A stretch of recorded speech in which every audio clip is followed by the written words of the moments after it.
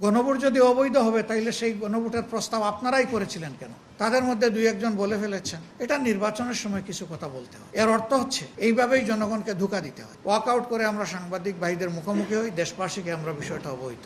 বর্তমান সরকারি দল তারা একটা নিয়েছেন, দ্বিতীয়টা নেননি। কি নেননি আপনারা জানেন। তারা বললেন গণভোট অবৈধ, এবার আবার বলছেন ফ্যাক্টাম ভ্যালিড। কি তালবেতাল কারবার, কিছুই বুঝি না। গণভোট যদি অবৈধ হবে তাইলে সেই গণভোটের প্রস্তাব আপনারাই করেছিলেন কেন? এটাও তো আপনারা ইতিমধ্যে স্বীকার করেছেন, কারণ এই সত্যও তো গোপন করতে পারবেন না। সেদিন সংস্কারের জন্য গঠিত ঐকমত্য কমিশনে যা আলোচনা হয়েছে তা লাইভ কাস্ট হয়েছে, দেশ এবং দুনিয়ার মানুষ জানে, এটা লুকানোর কোনো সুযোগ নেই।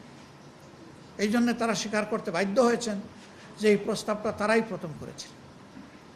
দ্বিতীয়ত, নির্বাচনী প্রচার অভিযানে আমরা একটু বেশি জোর দিয়েছি গণভোটের উপরে, হা বলার উপর। ওনারাও কথা বলেছে, ভোট চেয়েছে হার পক্ষে। তাহলে এখন এসে আপনারা অবৈধ বলছেন। তাদের মধ্যে দুই একজন বলে ফেলেছেন এটা নির্বাচনের সময় কিছু কথা বলতে হয়। হোয়াট ডাজ ইট মিন? এর অর্থ হচ্ছে এইভাবেই জনগণকে ধোঁকা দিতে হয়। আমরা সেই ধোঁকা প্রতারণার রাজনীতিতে বিশ্বাস করি না। আমরা এটাকে প্রত্যাখ্যান করি এবং ঘৃণা করি। প্রিয় দেশবাসী, এভাবেই সংসদ অধিবেশন ডাকা হলো। নির্দিষ্ট 30 দিনের সময়সীমার ভিতরে ডাকতে হবে এবং আদেশে একই সাথে এটাও বলা ছিল যে পদ্ধতিতে সংসদ অধিবেশন ডাকা হবে একই পদ্ধতিতে একই সময়ে সংস্কার পরিষদের অধিবেশনও ডাকতে হবে।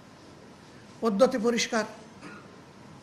প্রধানমন্ত্রী যিনি হবেন, সংখ্যাগরিষ্ঠ দলের যিনি নেতা হবেন, সেই প্রধানমন্ত্রী বিদ্যমান রাষ্ট্রপতিকে লিখিত অনুরোধ জানিয়ে দুটি অধিবেশন